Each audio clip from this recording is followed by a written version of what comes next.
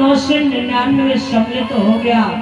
और उसने कहा ये बोले बाबा मैं धनुष को नहीं तोड़ पाया, कोई शिकायत नहीं है, लेकिन जब दूसरा वाला धनुष को तोड़ने के लिए गया उससे भी धनुष ना टूटे। एक एक करके 10 राजा गए लेकिन कोई धनुष को नहीं तोड़ पाया।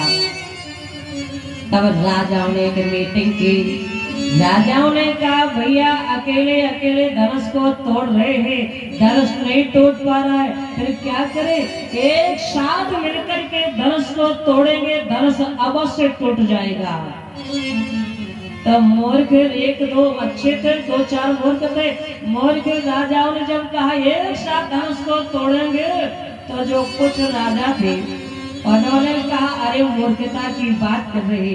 कहा क्यों? कहा 10 राजा मिलकर के धनुष को तोड़ देते तो विवाह कैसे होगा? भाई कन्या तो एक है और हम 10 विवाह कैसे करेंगे? मूर्ख राजाओं ने कहा चिंता करने की बात नहीं है। कहा क्यों? कहा इसलिए क्योंकि जब 10,000 राजा धनुष को तोड़ देंगे तब धनुष तोड़ने के बाद 5,000 राजा एक तरफ रहेंगे, 5,000 राजा एक तरफ रहेंगे। इसके बाद 10,000 राजाओं में होगा युद्ध। युद्ध होते होते लड़ते मरते जब 2 राजा जिंदा बचेंगे तो उनमें भी युद्ध होगा और उन दोनों में से जो एक जिंदा बच जाएगा उसी के साथ सीता जी का विवाह होगा। पूज्य श्री गोस्वामी तुलसीदास जी महाराज ने लिखा है जब सीता जी के लिए ऐसी राजाओं की भावना है तो कोई धनुष कोई हिला तक नहीं पाया। का भूप सहस 10 एक ही 12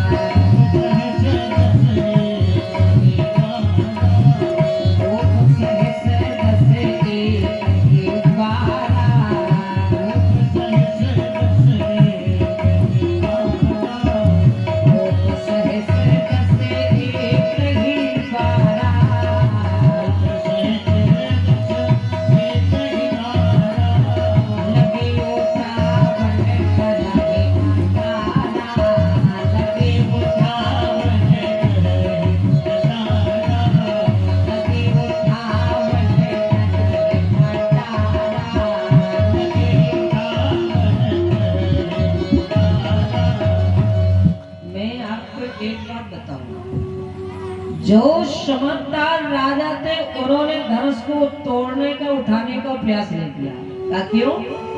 क्योंकि जिस समय बंदी जनों ने घोषणा सुनाई कि जो सीता जी हैं जनक की बेटी है वो तो ठीक है लेकिन असली में तो पृथ्वी की बेटी है, इसलिए धनुष को तोड़ने के लिए सोच समझ कर के खड़े होना।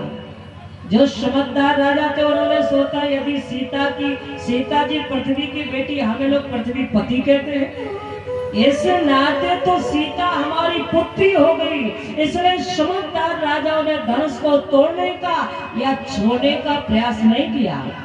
ऐसा भी श्री रामचरित्र मानस में है कि रावण और बाणासुर ये 2 लोग भी धनुष को नहीं तोड़े। हाँ, जिस समय रावण वहां पहुंचा तो रावण ने राहु को बुलाया, राहु से कहा धनुष में प्रवेश कर जाओ। तो राहु धनुष में प्रवेश कर गया और राहु ने धनुष में जब प्रवेश किया तो रावण ने राहु से कहा अभी मत निकलना। का कब तक? कहा जब तक महाराज जनक अपनी प्रतिज्ञा कैंसिल न कर दे। महाराज जनक अपनी प्रतिज्ञा कैंसिल करे कि धनुष से निकल करके तुम चले जाना। तो जगह ही ना शंभु सरासर कैसे उस धनुष में राहु बैठा हुआ है, जो राजा जाता है राहु उसका बल अपनी ओर खींच लेता है, इसलिए कोई राजा धनुष को हिला तक नहीं पाया।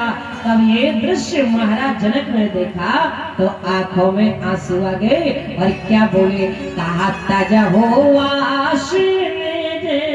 निज गृह जाओ।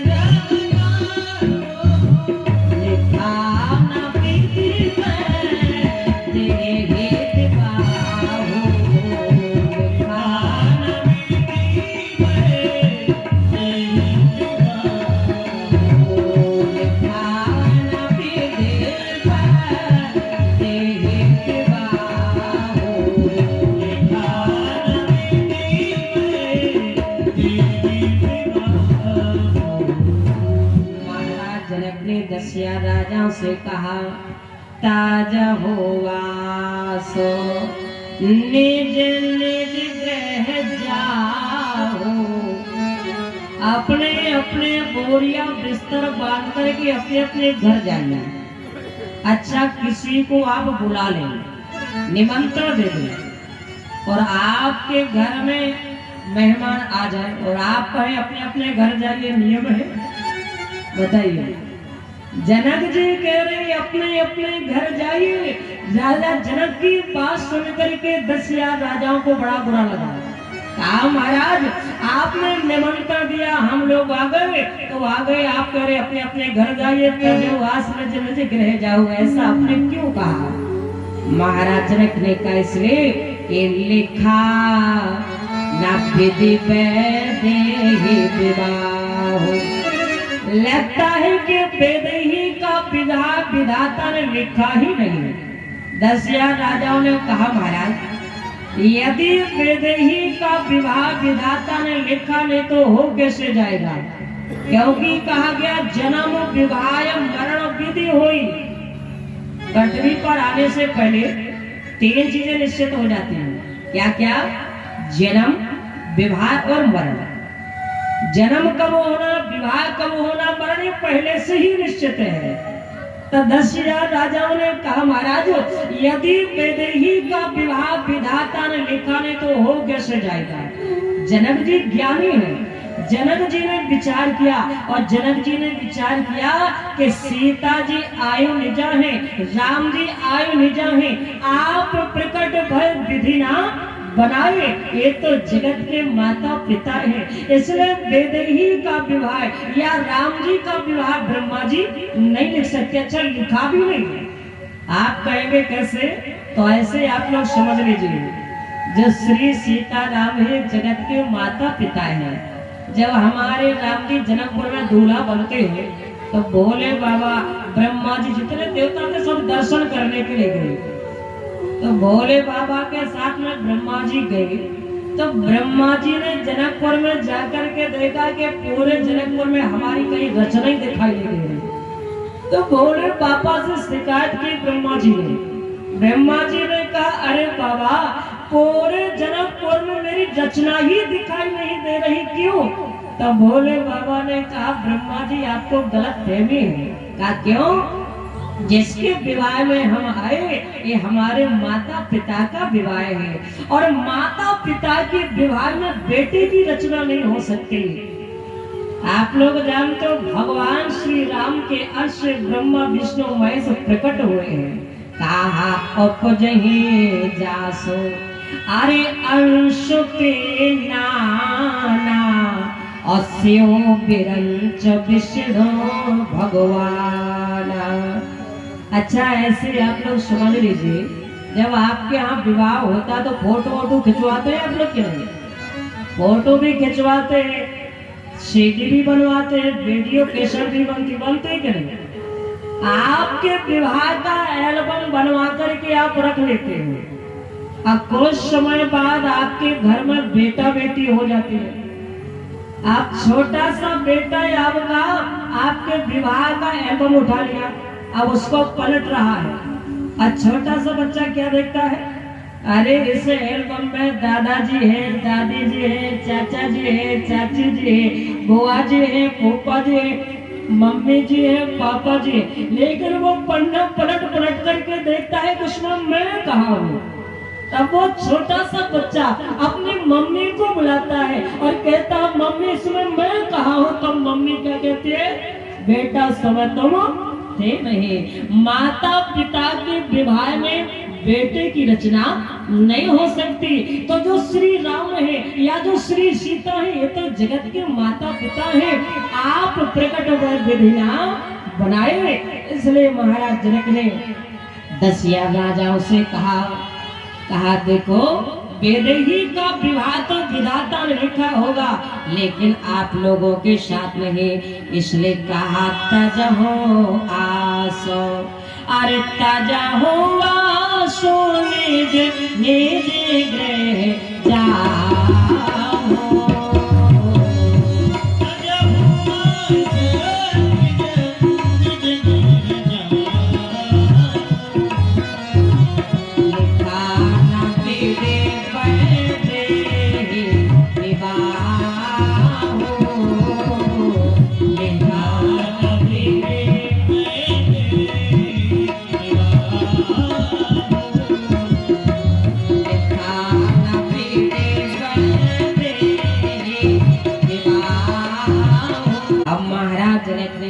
प्रतिज्ञा राजाओं से कहा, हमारी 3 प्रतिज्ञाएं थी। जो भी धनुष को तोड़े पहले उठा कर चढ़ाए, बाद में तोड़े, लेकिन 3 प्रतिज्ञाओं में से किसी ने एक भी प्रतिज्ञा पूरी नहीं की है। बोले कहो काहे यह लाभ ना पावा,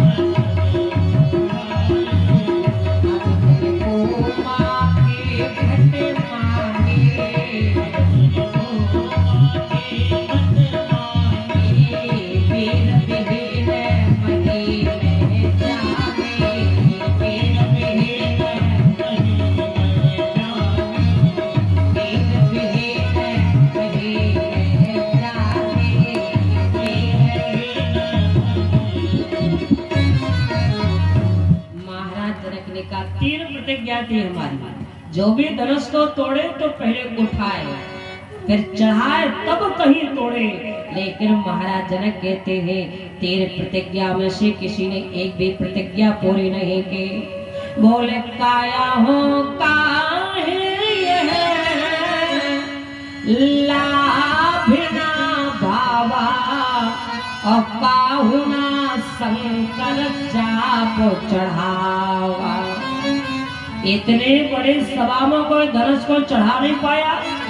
अरे चढ़ाने की तो छोड़ो, तिल भर भूमि तक उठा नहीं पाए, तिलो भर भोग न सके चढ़ाई। छोड़ो प्रस्थान करो, अरे दुख हमें दिया है दाता ने, सीता सुकुमारी का विवाह लिखा ही नहीं विधाता ने। और मैं आपको एक बात बताऊं, जब जनक जी ने प्रतिज्ञा की कि पृथ्वी वीरों से खाली है, तो वहां पर छोटे सरकार लक्ष्मण भैया विराजमान थे। बर्दाश्त नहीं हुआ, तुरंत खड़े हो गए, कहा माँ के लखन कुटिला भय भय, नेत्र लाल हो गए, भ्रकुटी तन गई। और लक्ष्मण जी ने कहा, जनक आपने सोच समझ करके नहीं बोला, आप जो बोल रहे हैं आपने गलत बोल दिया। जनक जी ने कहा, मैं क्या गलत बोला? तो लक्ष्मण जी ने कहा, सुनो। बोले कही जनक को जसो अनुचित बानी,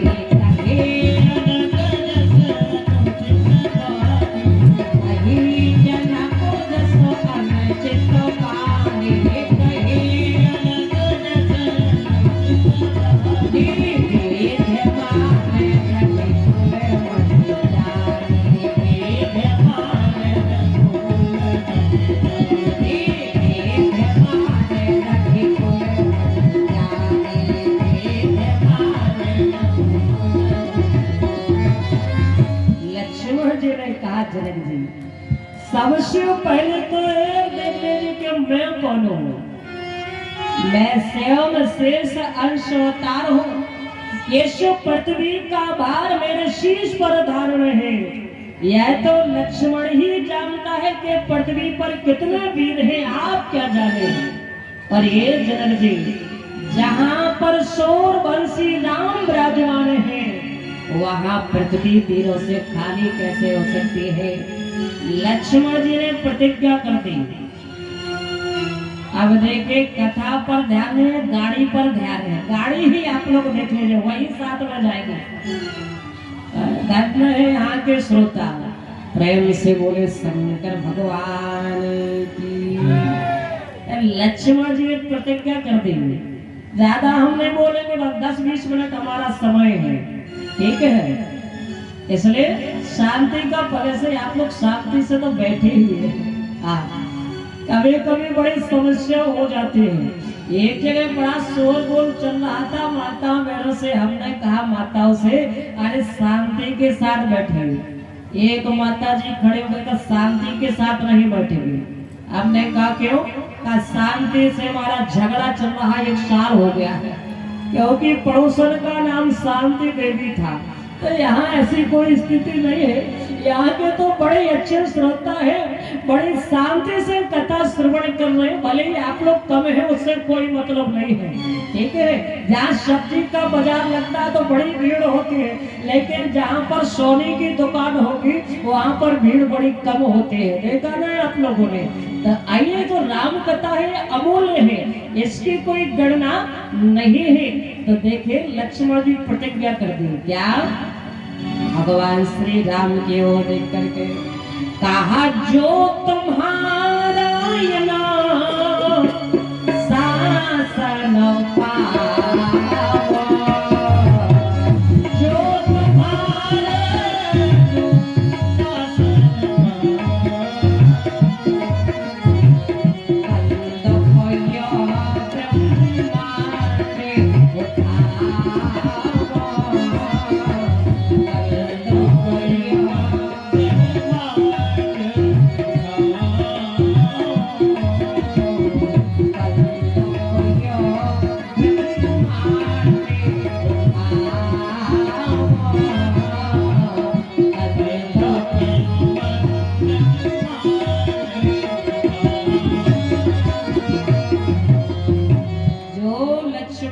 प्रतिज्ञा की। अरे धनुष की बात छोड़िए तिलक जी, यदि भैया की आज्ञा हो तो इस ब्रह्मांड को गैर की तरफ उठा सकता हूँ। और जब लक्ष्मण जी ने प्रतिज्ञा की ना, तो लक्ष्मण जी की बात कुछ राजा सुन पाए, कुछ नहीं सुन पाए। जैसे कथा चल रही है, किसी का मन कथा में लग रहा है, किसी का मन नहीं लग रहा है। भैया लोग सोच रहे हैं अभी घर जाना है, भोजन करेंगे, फिर रामलीला रासलीला दिखने आने।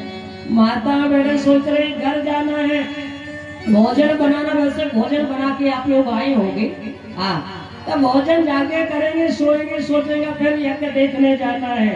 तो ये जो मन है ना, बड़ा चंचल है, भगवान की कथा में बहुत मुश्किल से लगता है।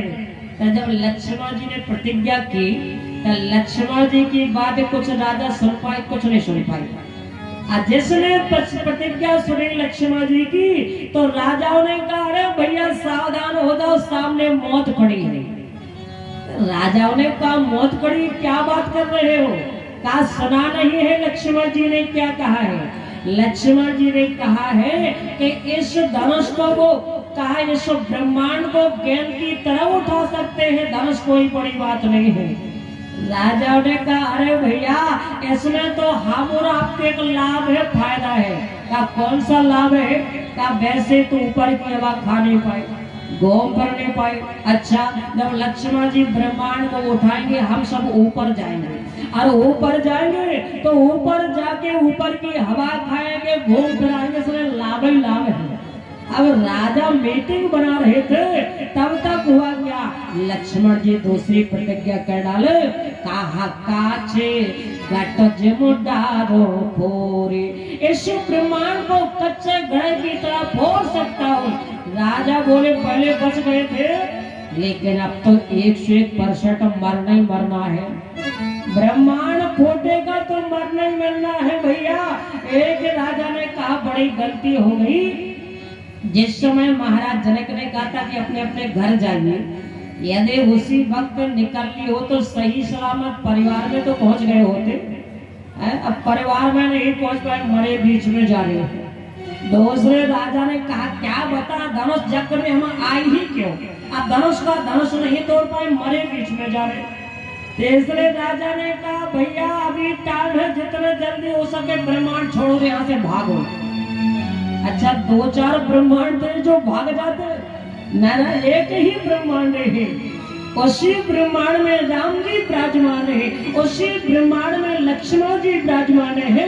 ब्रह्मांड एक है। जब लक्ष्मण जी बोले माताओं, तो लक्ष्मण के बोलने से प्रतिक्रिया क्या हुई?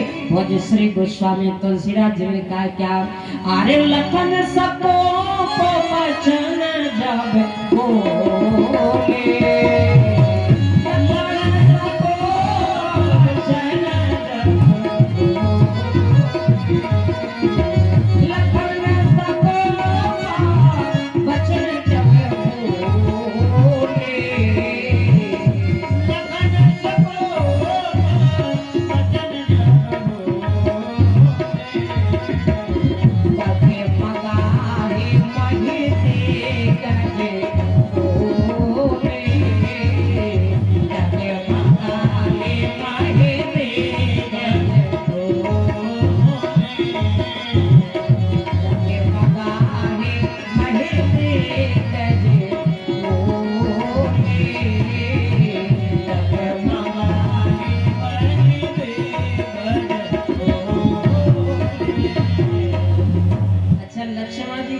उससे क्या होगा बताओ।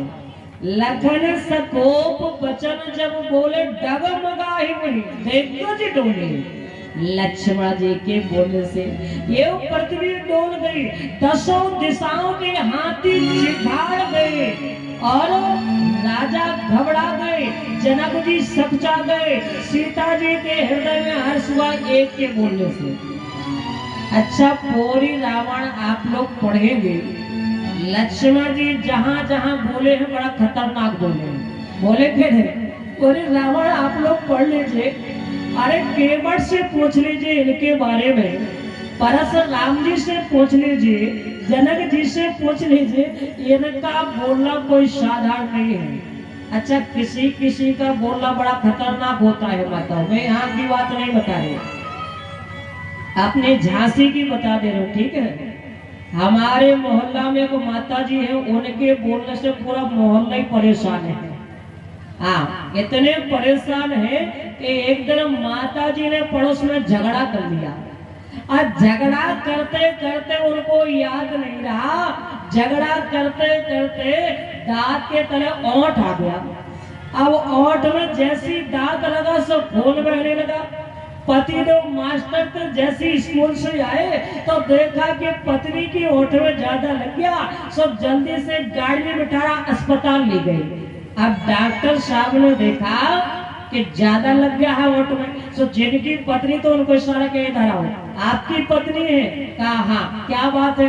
कहा आपकी पत्नी की ओंठ में ज्यादा लग गया। तो कहा आपकी पत्नी की ओंठ में टांका लगेगा, ठीक हो जाएगा। अब मास्टर साहब भी पत्नी से बड़े परेशान थे, तो मास्टर साहब ने कहा अरे डॉक्टर साहब आप एक ओंठ की बात कर रहे, हमारी तरफ से दोनों ओंठों में टांका लगाइए। कहा क्यों?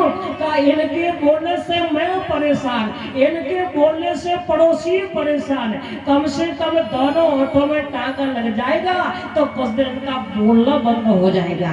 इसलिए किसी किसी का बोलना बड़ा खतरनाक होता है, और लक्ष्मण जी जहां जहां बोले हैं बड़ा खतरनाक बोले हैं। जब लक्ष्मण जी बोले राजा घबरा रहे, राम जी ने इशारा किया इधर आओ, पहुंच गए। क्या बात है? भगवान श्री राम ने कहा बोलने का तरीका नहीं आता, कहा क्या बात करना चाहिए, सोच समझ करके बोलना चाहिए, जो दिमाग में है वही बोल दे। लक्ष्मण जी ने कहा अरे भैया मेरे बोलने में गलती क्या हो गई, पहले ये तो बता दीजिए।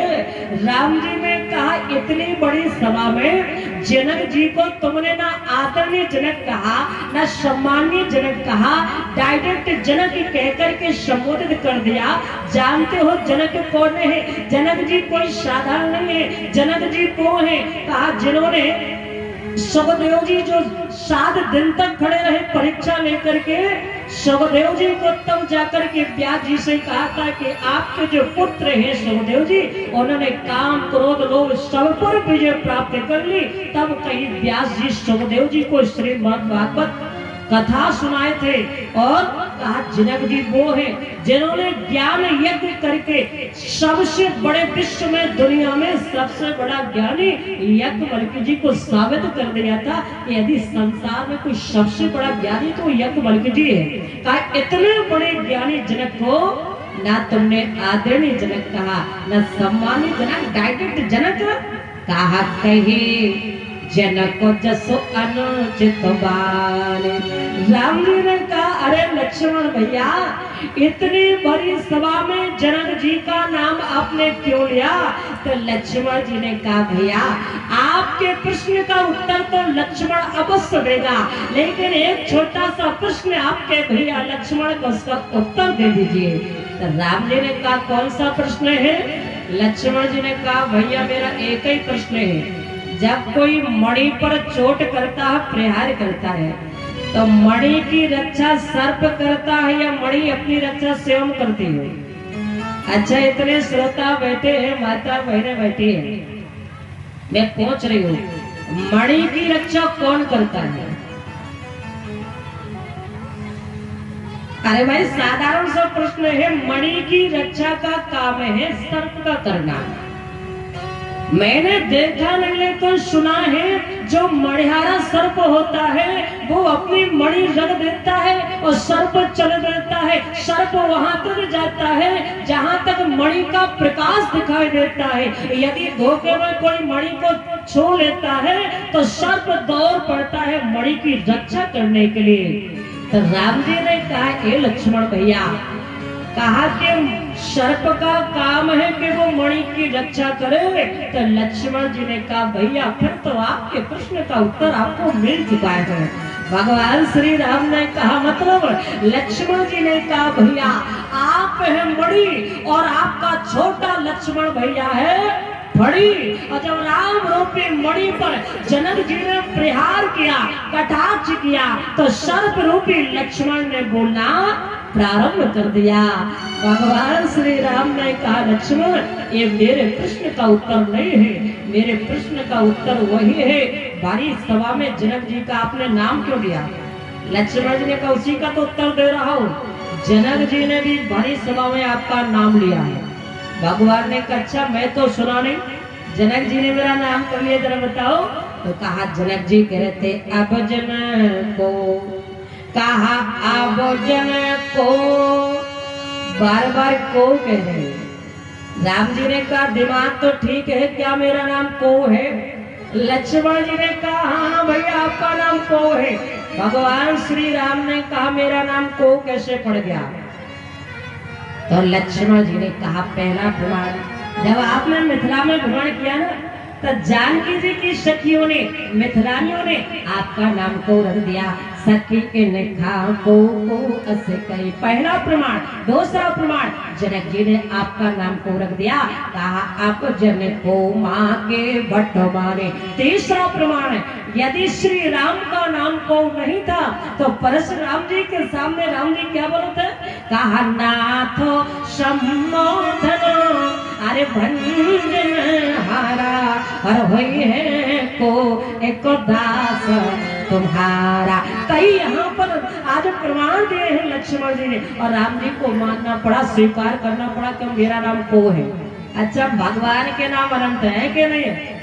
भगवान के नाम तो माताओं इतने हैं कि गिनती ही नहीं है, लेकिन दो ऐसे नाम हैं हमारे प्रभु के, जैसे कौशल्या मैया ने एक अपना बड़ा प्यारा नाम रखा है राम जी का, राघव। जो राघव है वो माता कौशल्या ने राम का नाम रखा है। और जो भागवत में आप लोग सुनते हैं हमारे कृष्ण के अनेक नाम है, लेकिन जो कान्हा सुनते हैं ना, तो जो कान्हा नाम है वो माता यशोदा ने रखा है। अच्छा, राशि के नाम तो होते हैं, लेकिन माता कुछ अपने नाम रखती है, बच्चों को रखते हैं कि नहीं, नाम बिगाड़ देती है। बड़ा उल्टा सीधा नाम रखती है। एक जगह तुम्हें कथा करने के लिए गई, एक माता जी आई, कहा किरण जी 3 बेटे हैं, 2 के नाम रख गए, आप रख दीजिए। हमने कहा, अच्छा माता जी पहले का नाम क्या है। माता जी ने कहा, पहले का नाम है निरंजन। हमने कहा, अच्छा। हमने कहा, दूसरे का नाम है चित्तरंजन। हमने कहा, तीसरे का नाम क्या रखे। माता जी ने कहा, जो भी नाम रखना पीछे ना आना चाहिए। हमने कहा, ठीक है। हमने कहा, अरे माता जी पहले का नाम है निरंजन, उसमें पीछे ना आ रहा है। दूसरे का नाम है चित्तरंजन, उसमें पीछे ना आ रहा है। हमने कहा, तीसरे का नाम रखिए लाल दंत मंजन, उसमें भी ना ही आ रहा है। बड़े उल्टे सीधे नाम रखे जाते हैं, माताओं बहने नाम बिगाड़ते हैं। तो आज राम जी को स्वीकार करना पड़ा कि मेरा नाम को है। तो आप लोग जानते हो, आज राम जी के कहने के अनुसार लक्ष्मण जी बैठे, संग विश्वामित्र महाराज ने समय शुभ देखा, कहा विश्वामित्र समय शुभ जाने,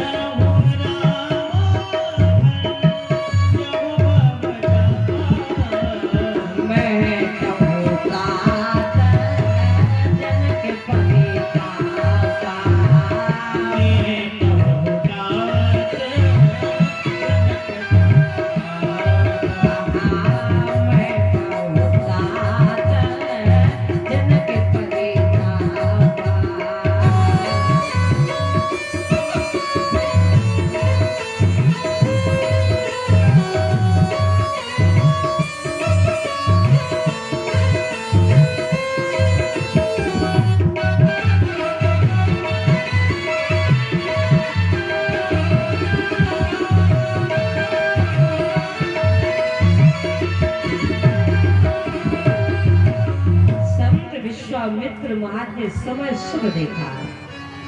कौन सा समय शुभ देखा? जो राहु धनुष में बैठा हुआ था। और जब महाराज ने कहा राम जाते ही धनुष को मत तोड़ देना। क्यों? क्योंकि जनक जी की एक नहीं 3 प्रतिज्ञा है, जो भी धनुष को तोड़े पहले उठा पर चढ़ा तब तोड़े। अब श्री रामचरितमानस आप लोग पढ़ लीजिए। ऐसा कहने जाते ही राम ने धनुष को तोड़ दिया ना। 3 क्रियाएं की है जनक जी के सामने। पहले धनुष को उठाया है, फिर चढ़ाया, तब इतकाई तोड़ा है। श्री रामचरितमानस में लिखा है राम जी धनुष के पास पहुंचे, गुरु जी प्रणाम होने पर के राम। सुनैना जी को शंका हो गई। सुनैना ने दासी से कहा अरे बहन इनको राजकुमारी को कोई रोकता नहीं, इतने बड़े बड़े योद्धाओं से धनुष टूटा नहीं, इस साधारण से राजकुमार का धनुष को तोड़ पाएंगे। दासी ने समझाया सुनैना को, अरे महारानी देखने में छोटे छोटे लेकिन काम इन्होंने बड़े बड़े किए हैं। अरे सुनैना जी चिंता छोड़ दीजिए। का क्यों? कहा आप जानते हैं छोटा सा होता है मंत्र, लेकिन छोटे से मंत्र से साधक ब्रह्मा विष्णु महेश को अपने बस में कर लेता है। तो क्या उस मंत्र को आप छोटा कहेंगे? हाथी बालों के पास में आपने अंकुश देखा होगा छोटा सा, और छोटे से अंकुश से इतने बड़े ऐरावत हाथी को अपने बस में कर लिया जाता है। तो क्या उस अंकुश को आप छोटा कहेंगे? कहा देखने में कहा अगस्त ऋषि छोटे, लेकिन एक चुल्लू में सारा समुद्र ही पान कर गए। तो क्या अगस्त ऋषि को आप छोटा कहेंगे? ये देखने में छोटे लेकिन काम बड़े बड़े किए। सुनैना की शंका दूर हो गई। तब तक चलते चलते राम जी धनुष के पास पहुंच गए। अब तो सीता जी को शंका हो गई। सीता जी सोच रही धनुष को तोड़ भी पाएंगे कि नहीं। तब सीता जी ने भगवान शंकर से प्रार्थना की, गौरी मैया से प्रार्थना कर रहे हैं। और किससे कर रहे हैं? गणेश भगवान से कर रहे हैं। अरे गणनायक वरदायक देवा, गणनायक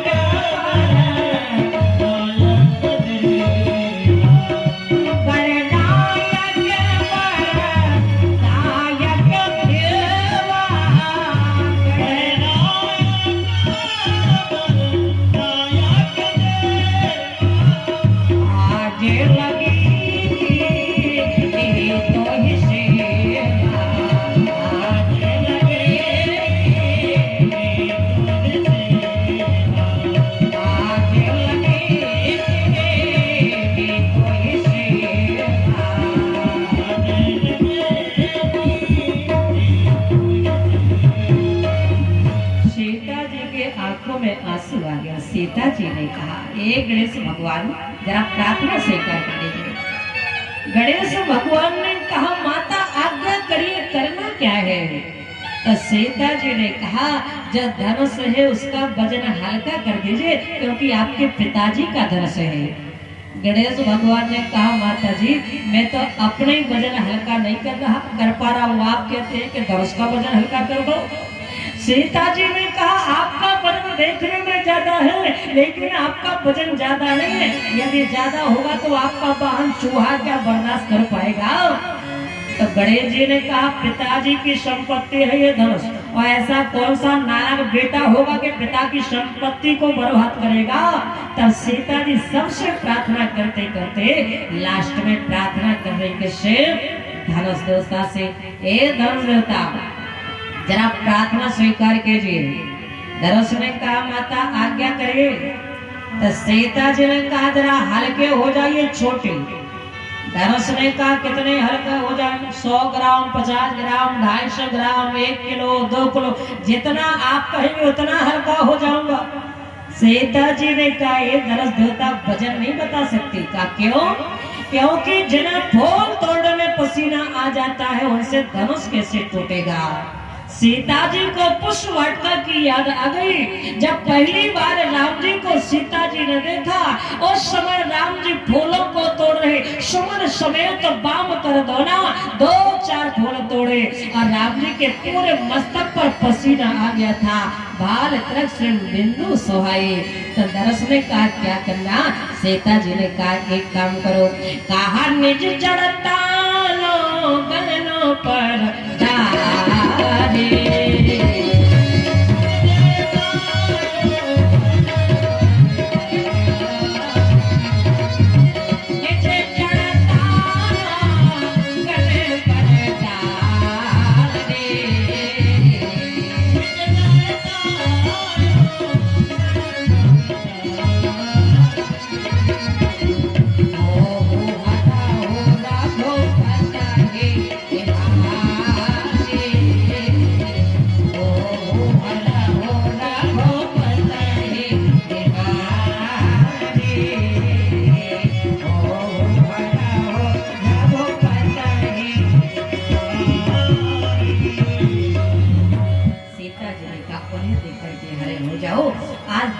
प्रार्थना स्वीकार की है।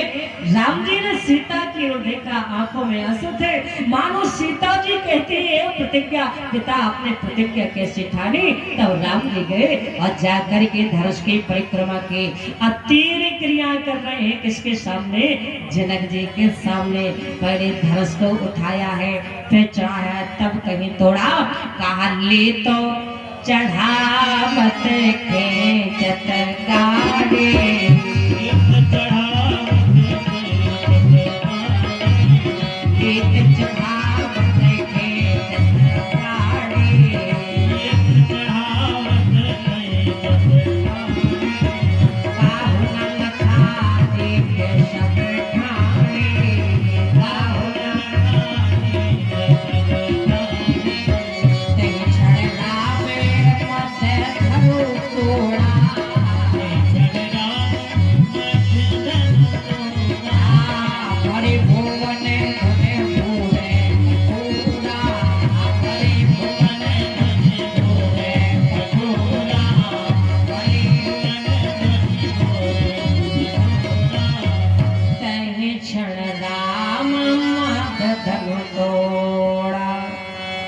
राम जी का धनुष तोड़वा देते हैं राम जी से।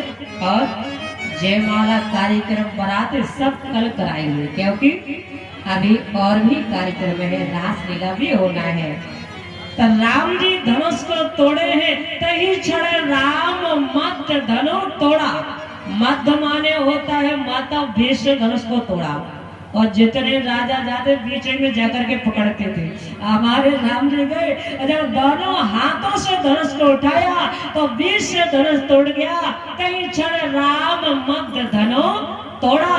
दूसरे विद्वान ने कहा नहीं, राम जी धनुष को बीच से मध्य से इसलिए तोड़े क्योंकि हमारे राम जी का जन्म अवतार में ही मध्य में हुआ। मध्य दिवस अति शीत न घामा, इसलिए धनुष भी मध्य से तोड़ा। तीसरे विद्वान ने कहा नहीं, तीन राम थे, कहा पहले परशुराम, फिर श्री राम, अंत के बलराम। तो ना तो पहले वाले परशुराम जी धनुष को तोड़े हैं, ना अंत वाले बलराम जी धनुष को तोड़े। धनुष को मध्य वाले श्री राम जी तोड़े, इसलिए कई क्षण राम मध्य धनु तोड़ा। चौथे विद्वान ने कहा अवस्था तीन होती है, बाल अवस्था, युवा अवस्था और वृद्ध अवस्था। तो हमारे राम जी न बाल अवस्था में धनुष को तोड़े और ना ही वृद्धावस्था में धनुष को तोड़े। धनुष तो बीच की जो युवा अवस्था उसमें तोड़ा गया। कहीं क्षण राम मध्य धनु तोड़ा। पांचवें विद्वान ने कहा ना आकाश में धनुष को तोड़ा, ना पाताल में धनुष को तोड़े। पृथ्वी कहाँ है? पृथ्वी कहाँ है भाई? मध्य में है कि नहीं? इसलिए पृथ्वी पर मध्य में राम जी धनुष को तोड़े। इसलिए कई प्रमाण बात हमारे विद्वानों ने दिए हैं। राम जी धनुष को तोड़े। 8 सखियों के साथ सीता जी आई, कैसे जयमाला पड़ी है वो आगे की चर्चा कल की बेला में आपको श्रवण कराई जाएगी, क्योंकि समय हो गया। इन्हीं सारी संभावना के साथ वाणी को विराम। आज की कथा का कहने का तात्पर्य यह हुआ